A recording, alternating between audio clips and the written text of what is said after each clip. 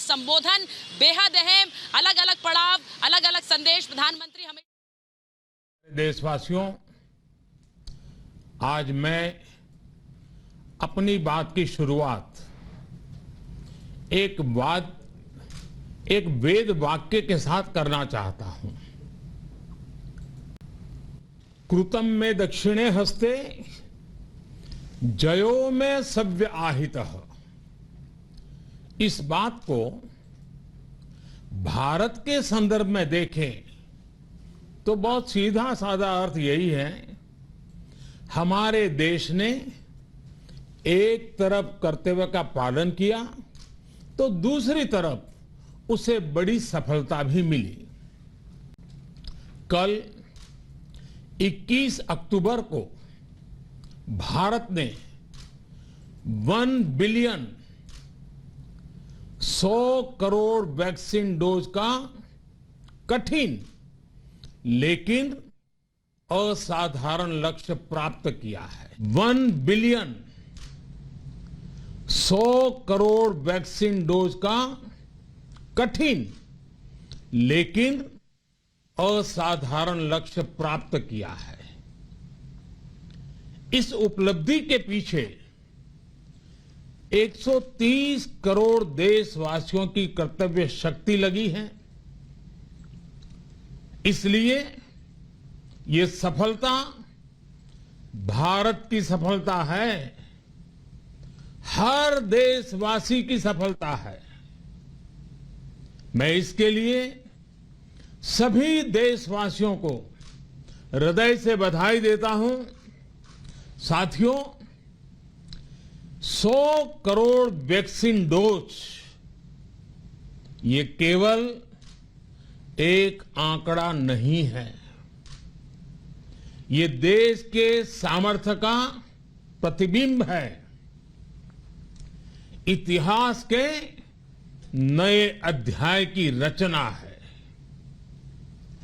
ये उस नए भारत की तस्वीर है जो कठिन लक्ष्य निर्धारित कर उन्हें हासिल करना जानता है।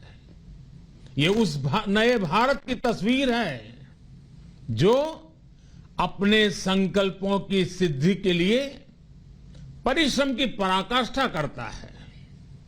साथियों, आज कई लोग भारत के वैक्सीनेशन प्रोग्राम की तुलना दुनिया के दूसरे देशों से कर रहे हैं। भारत ने जिस तेजी से 100 करोड़ का 1 बिलियन का आंकड़ा पार किया है, उसकी सराहना भी हो रही है। लेकिन इस विश्लेषण में एक बात अक्सर छूट जाती है कि हमने ये शुरुआत कहां से की है। दुनिया के दूसरे बड़े देशों के लिए वैक्सीन पर रिसर्च करना, वैक्सीन खोजना, इसमें दशकों से उनकी महारत है, एक्सपर्टाइज थी। भारत अधिकतर इन देशों की बनाई वैक्सीनेशन पर ही निर्भर रहता था। हम बाहर से मंगवाते थे। इसी वजह से जब 100 साल की सबसे बड़ी महामारी आई तो भारत पर सवाल उठने लगे, क्या भारत इस वैश्विक महामारी से लड़ पाएगा? भारत दूसरे देशों से इतनी वैक्सीन खरीदने का पैसा कहां से लाएगा? भारत को वैक्सीन कब मिलेगी? भारत के लोगों को वैक्सीन मिलेगी भी या नहीं? क्या भारत इतने लोगों को टीका लगा पाएगा कि महामारी को फैलने से रोक सके? भांति भांति के सवाल थे। लेकिन आज ये 100 करोड़ वैक्सीन डोज हर सवाल का जवाब दे रहा है। भारत ने अपने नागरिकों को 100 करोड़ वैक्सीन डोज लगाई हैं और वो भी मुफ्त बिना पैसा लिए। साथियों, 100 करोड़ वैक्सीन डोज का एक प्रभाव ये भी होगा कि दुनिया अब भारत को कोरोना से ज्यादा सुरक्षित मानेगी। एक फार्मा हब के रूप में भारत को दुनिया में जो स्वीकृति मिली हुई है, उसे और मजबूती मिलेगी।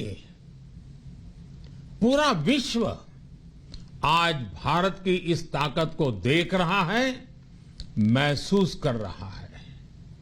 साथियों, भारत का वैक्सीनेशन अभियान सबका साथ, सबका विकास, सबका विश्वास और सबका प्रयास का सबसे जीवंत उदाहरण है।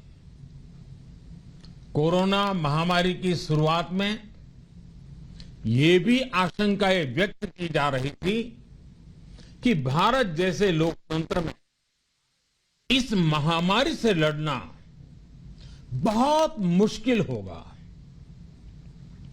भारत के लिए, भारत के लोगों के लिए ये भी कहा जा रहा था कि इतना संयम, इतना अनुशासन यहां कैसे चलेगा।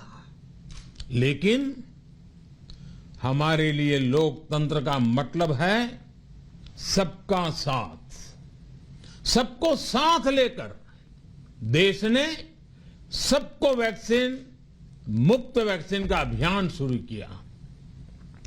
गरीब, अमीर, गांव, शहर, दूर सुदूर, देश का एक ही मंत्र रहा कि अगर बीमारी भेदभाव नहीं करती तो वैक्सीन में भी भेदभाव नहीं हो सकता। इसलिए यह सुनिश्चित किया गया कि वैक्सीनेशन अभियान पर वीआईपी कल्चर हावी न हो। कोई कितने ही बड़े पद पर क्यों न रहा हो, कितना ही धनी क्यों न रहा हो, उसे वैक्सीन सामान्य नागरिकों की तरह ही मिलेगी। साथियों, हमारे देश के लिए ये भी कहा जा रहा था कि यहां ज्यादातर लोग टीका लगवाने के लिए आएंगे ही नहीं। दुनिया के कई बड़े विकसित देशों में आज भी वैक्सीन हेजिटेंसी एक बड़ी चुनौती बन गई है। लेकिन भारत के लोगों ने 100 करोड़ वैक्सीन डोज लेकर ऐसे लोगों को निरुत्तर कर दिया है। साथियों, किसी अभियान में जब सबका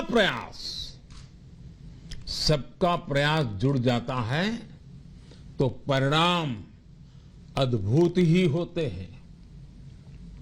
हमने महामारी के खिलाफ देश की लड़ाई में जन भागीदारी को अपनी पहली ताकत बनाया, फर्स्ट लाइन ऑफ डिफेंस बनाया।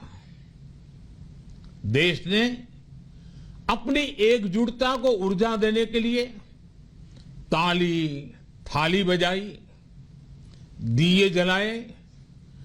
तब कुछ लोगों ने कहा था कि क्या इससे बीमारी भाग जाएगी? लेकिन हम सभी को उसमें देश की एकता दिखी, सामूहिक शक्ति का जागरण दिखा। इसी ताकत ने कोविड वैक्सीनेशन में आज देश को इतने कम समय में 100 करोड़ तक पहुंचाया है। कितनी ही बार हमारे देश ने एक दिन में 1 करोड़ टीकाकरण का आंकड़ा पार किया है। ये बहुत बड़ा सामर्थ्य है, प्रबंध कौशल है, टेक्नोलॉजी का बेहतरीन इस्तेमाल है, जो आज बड़े बड़े देशों के पास भी नहीं है। साथियों, भारत का पूरा वैक्सीनेशन प्रोग्राम विज्ञान की कोख में जन्मा है, वैज्ञानिक आधारों पर पनपा है और वैज्ञानिक तरीकों से चारों दिशाओं में पहुंचा है। हम सभी के लिए गर्व करने की बात है कि भारत का पूरा vaccination program science born, science driven और साइंस बेस्ड रहा है। वैक्सीन बनने से पहले और वैक्सीन लगने तक इस पूरे अभियान में हर जगह साइंस और साइंटिफिक अप्रोच शामिल रही है। हमारे सामने चुनौती मैन्युफैक्चरिंग को लेकर भी थी, प्रोडक्शन को स्केल अप करने की भी थी। इतना बड़ा देश, इतनी बड़ी आबादी, उसके बाद अलग अलग राज्यों में, दूर दराज इलाकों में समय से वैक्सीन पहुंचाना, ये भी किसी भागीरथ कार्य से कम नहीं था। लेकिन वैज्ञानिक तौर तरीकों और नए नए इनोवेशन से देश ने इस चुनौतियों के समाधान तलाशे असाधारण स्पीड से संसाधनों को बढ़ाया गया। किस राज्य को कितनी वैक्सीन कब मिलनी चाहिए, किस इलाके में कितनी वैक्सीन पहुंचनी चाहिए, इसके लिए भी वैज्ञानिक फॉर्मूले के तहत काम हुआ। हमारे देश ने कोविन प्लेटफॉर्म की जो व्यवस्था बनाई है, वो भी विश्व में आकर्षण का केंद्र है। भारत में बने कोविन प्लेटफॉर्म ने न केवल आम लोगों को सहूलियत दी, बल्कि हमारे मेडिकल स्टाफ के काम को भी आसान बनाया। साथियों, आज चारों तरफ एक विश्वास है, उत्साह है, उमंग है। समाज से लेकर इकोनॉमी, हम हर तबके पर देखें, ऑप्टिमिज्म, ऑप्टिमिज्म, ऑप्टिमिज्म ही नजर आता है। एक्सपर्ट्स और देश विदेश की अनेक एजेंसीज भारत की अर्थव्यवस्था को लेकर बहुत सकारात्मक है। आज भारतीय कंपनियों में न सिर्फ रिकॉर्ड इन्वेस्टमेंट आ रहा है, बल्कि युवाओं के लिए रोजगार के नए अवसर भी बन रहे हैं। स्टार्टअप्स में रिकॉर्ड इन्वेस्टमेंट के साथ ही